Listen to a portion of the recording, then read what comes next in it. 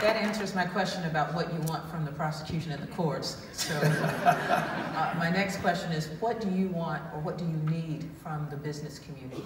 We've got CEOs of companies that have already moved downtown, CEOs of companies that want to move to downtown or to midtown or might even consider moving to a neighborhood.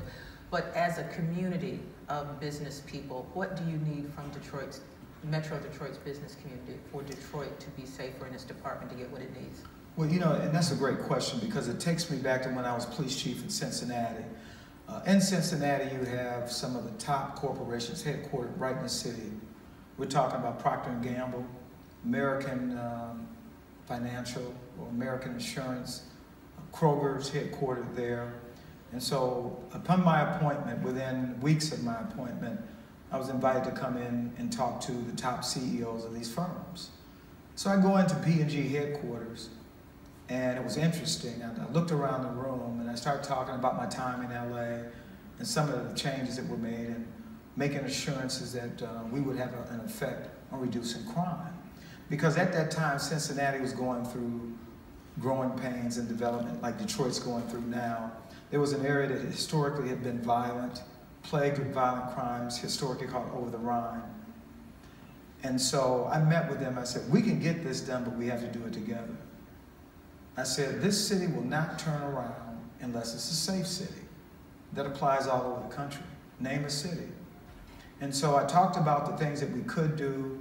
And so the CEOs decided they wanted to hire secondary police or off-duty police officers to perform basically security work, walking foot beats, highly visible, in the target areas where development was occurring. No magic to it. The area became extremely safe.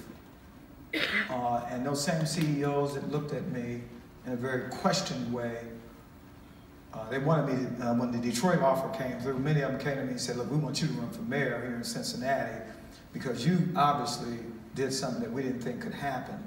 And it did happen. And it's happening here in Detroit. So when people complain about the number of Detroit police officers they see in downtown Detroit, it's not because we've staffed up more police officers downtown. Absolutely not. General Motors is one example. Rock Ventures is another. Hired off-duty Detroit police officers to work in the downtown area. They get to do it. And so what you see is Detroit police officers. Some of you who travel Jefferson, you see the flashing overhead lights. They're working off-duty officers working for General Motors. And that's good news. And so our secondary employment efforts have grown.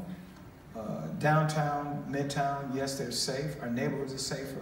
But when you talk about our actual deployment of on-duty officers, we deploy heavier in certain precincts on the east and the west sides of the city.